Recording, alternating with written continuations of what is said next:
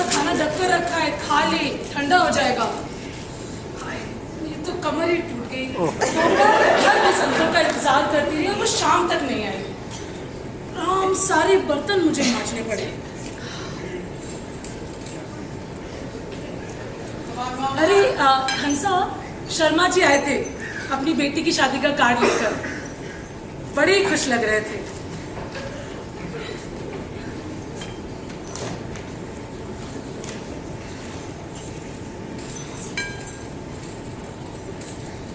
हंसा बेटा, अगर बाजार जाएगी ना तो चीनी लेती आना, घर में बिल्कुल खत्म हो गई है। चल मैं शाम के खाने की तैयारी कर।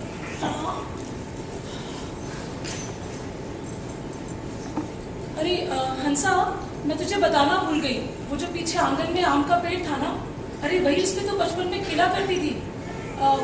प्रतिमा ने उसे कटवा दिया बेटा।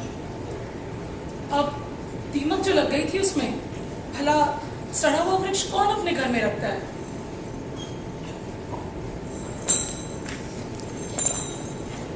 सच कहती हो माँ? सड़ा हुआ वृक्ष कौन अपने घर में रखना चाहता है?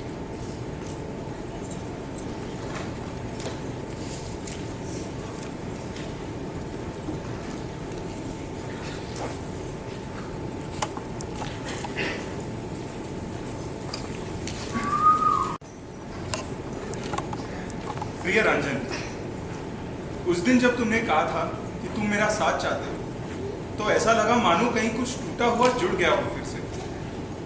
तुम कहते हो कि तुम मुझे समझते हो।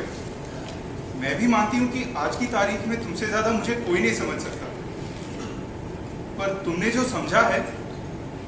रंजन, वो सिर्फ और सिर्फ मेरा आज है। मेरा एक अतीत भी है, और कोई भी निर्णय लेने से पहले मैं चाहती हूँ कि तुम वो जानो। 10 जून की वो रात थी।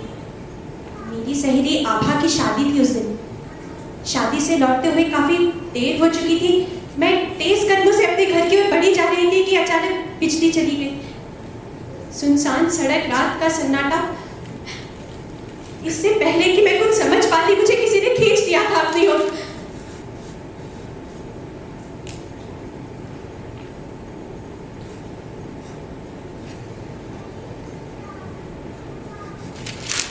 मैं लड़ती रही, जूझती रही, छटपटाती रही, पर कुछ नहीं कर पाई। बस कसमसा कर रह गई। आंखें खुली तो चारों तरफ मेरी आत्मा के चिथड़े पड़े थे, जिसे मैं चाहकर भी नहीं समेट पा रही थी।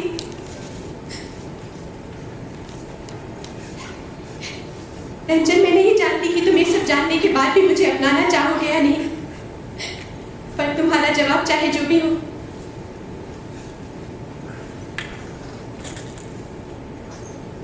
हमारे रिश्ते में, हमारी दोस्ती में कोई फर्क नहीं आएगा। हम अच्छे दोस्त थे और हमेशा रहेंगे।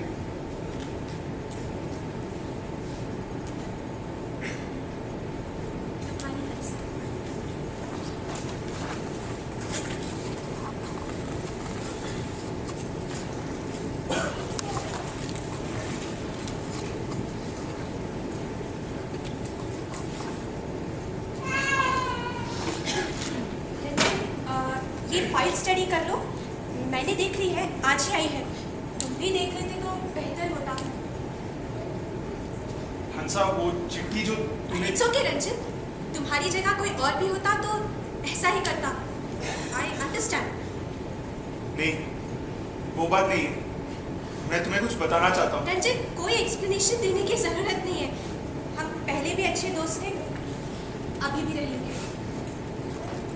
हंसा, तुमने 10 जून का जिक्र किया था। रंजन, 10 जून के बारे में मैं कोई बात नहीं करना चाहती।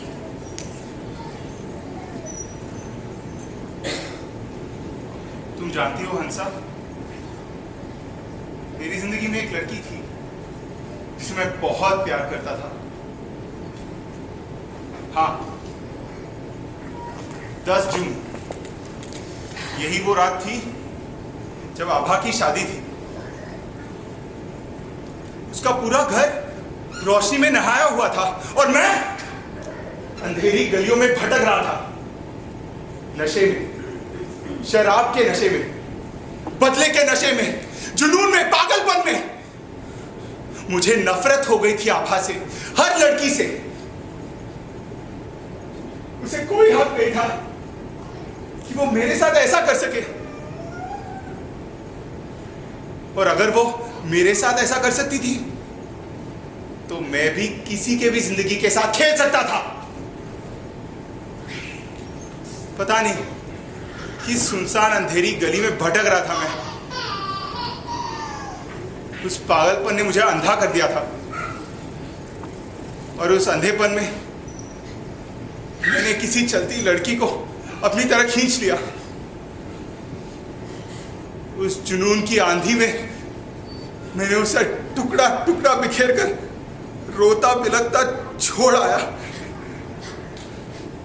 रंजन, तुम? हाँ,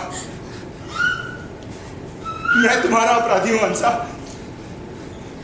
मैं तुम्हारे माफी के काबिल तो नहीं, इसलिए तुम मुझे जो सजा देना चाहती हो दे सकती हो। सजा? सजा चाहिए ना तुम्हें रंजन? तुम्हारी सजा यही है कि तुम मुझे रोज अपने ऑफिस में यूं ही देखोगे, अधूरा, टूटा, बिखरा हुआ। तुम मुझसे प्यार करते हो ना रंजन, लेकिन तुम कुछ नहीं कर पाओगे, तुम कुछ नहीं कर पाओगे। नहीं हंसा, ऐसे बात करो, मुझे सजा दो। सजा? किस बात की सजा दूं तुम्हें रंजन? किस बात की सजा दूं? उस बलात्कार के लिए जो तुमने मेरे साथ किया, या उस बलात्कार के लिए जो पिछले 5 सालों से रोज मेरे साथ होता आया है, या उस नजर के लिए जो आज तक मुझे भेजती आई है, या रंजन उस दुर्गंध के लिए जो आज भी मुझे अपने शरीर से आती है, या रंजन उस घाव के लिए जो आज भी मेरी आत्मा को रीसती है। किस बात की सजा दूं रंजन तुम्हें? किस बात की सजा दूं?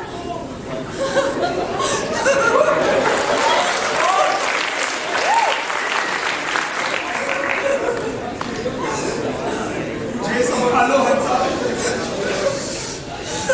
मुझे तुम्हारी जरूरत है।